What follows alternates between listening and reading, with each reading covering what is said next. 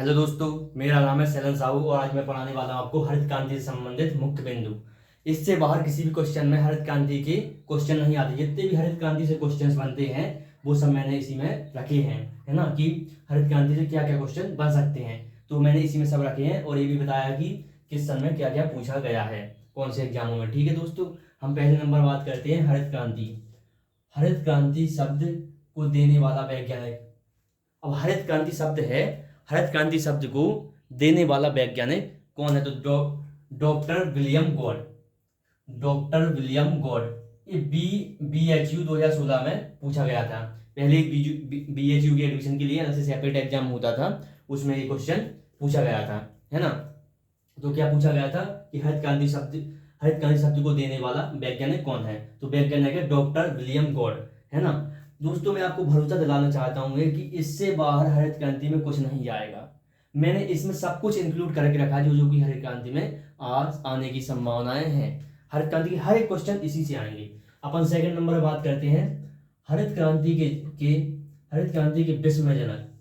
अब हरित क्रांति के भारत में जनक तो आपको पता है कि MS स्वामीनाथन है, लेकिन भैया विश्व की बात हो रही है यहाँ पे कि हरित क्रांति के विश्व में जनक कौन है? तो हरित क्रांति के विश्व में जनक है डॉक्टर नॉर्मन अर्नेस्ट बोरलॉग।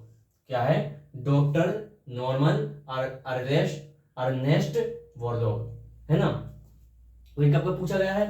ये ICAR 2012 में पूछा गया है, BHU 2013 में पूछा गया है ना। इसके बाद अपन बात करते हैं थर्ड नंबर की, हरित क्रांति के भारत में जनक बताइए।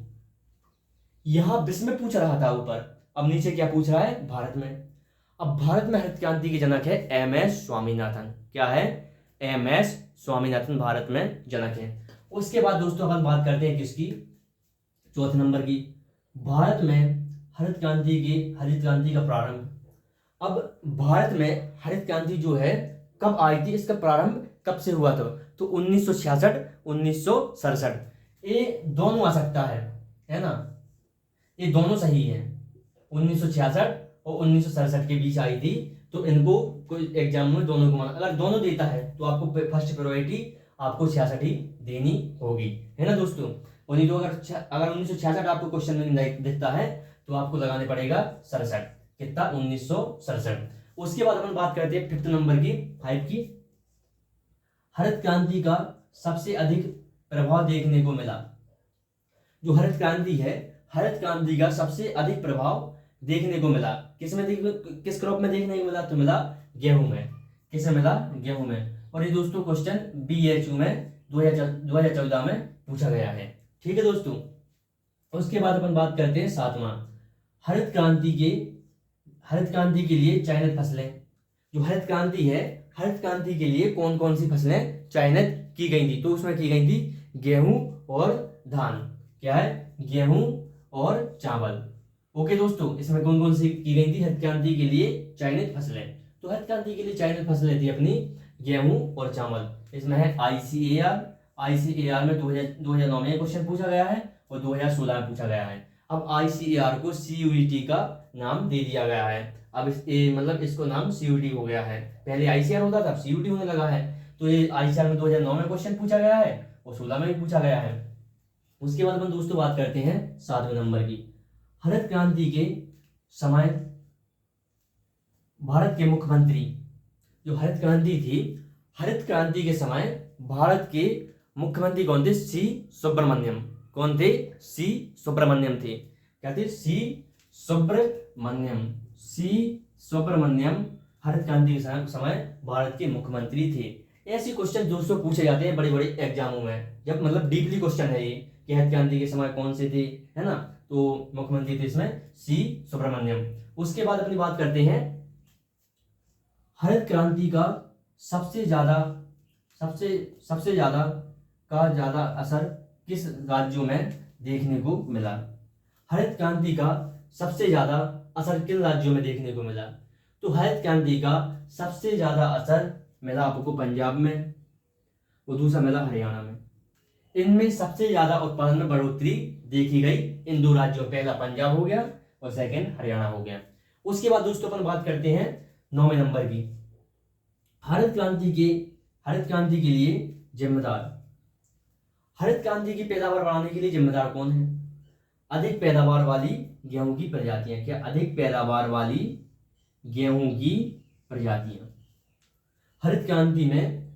उसके बाद अपन बात करते हैं, ये तो अपन हो गया हरित क्रांति के लिए जिम्मेदार क्या है? अधिक पैदावार वाली गेहूं की प्रजातियां इसके लिए जिम्मेदार देखी गई हैं। उसके बाद अपन बात करते हैं 10 नंबर की, हरित क्रांति में गेहूं की बौनी प्रजातियों के लिए जिम्मेदार जीन। जो हरित क्रांति है, हरित क्रांति में बौनी प्रजातियों के लिए कौन सा जीन जिम्मेदार है? तो कौन सा जीन जिम्मेदार है दोस्तों? वो है नोरिन 10 जीन। क्या है? नोरिन 10 जीन। क्या है दोस्तों? नोरिन 10 जीन। ओके दोस्तों, उसके बाद अपन बात करते हैं हरित क्रांति के लिए भारत में लाई गई किस्में। तो हरित क्रांति के लिए भारत में लाई गई किस्में हैं लरमा राजू और सुनहरा 64। क्या है? लरमा राजू और सुनहरा 64। उसके बाद अपन बात करते हैं 12वें नंबर की, गेहूं की प्रथम बोनी किस्म। क्या? हाँ, ये गेहूं की प्रथम बोनी किस्म है नोरिन 10 जीन। नोरिन 10 जीन ये अपना दोगे हरित क्रांति के लिए भारत में लाई गई किस्में लरमा राजू, सुनहरा 64 और भारत में प्रमुख बोनी किस्म नोरिन 10 जीन। क्या है? भारत में प्रथम किस्म का है बोनी किस्म है नोरिन 10 जीन। उसके बाद अपनी बात करते हैं 13वें नंबर की, हरित क्रांति में सर्वाधिक सफलता मिली। जो हरित क्रांति है, हरित क्रांति में सर्वाधिक सफलता मिली सूखे क्षेत्रों में जल प्रबंध द्वारा फसलों का उत्पादन बढ़ाना। जो सूखे क्षेत्र है, सूखे क्षेत्रों में जल प्रबंधन द्वारा फसलों का उत्पादन बढ़ाना। उसके बाद अपन बात करते हैं 14वें नंबर की, द्वितीय हरित क्रांति के लक्ष्य। ये क्वेश्चन दोस्तों बहुत बहुत वेरी वेरी इंपोर्टेंट क्वेश्चंस है। ये क्या है? द्वितीय हरित क्रांति के लक्ष्य क्या? दलहनी फसलों का उत्पादन बढ़ाना। दलहनी फसलों का उत्पादन बढ़ाना इसका ये उद्देश्य है। उसके बाद दोस्तों अपन बात करते हैं 15वें नंबर की, धान की बोनी प्रजातियों के लिए जिम्मेदार जीन है। तो धान की बोनी प्रजातियों के लिए जिम्मेदार जीन है, आपको दोस्तों ये लिख नहीं रहा हो तो मैंने इसको ऊपर लिख के रखा है, तो है डी जी बू जीन। क्या है? डी जी बू जीन। ओके दोस्तों, ओके।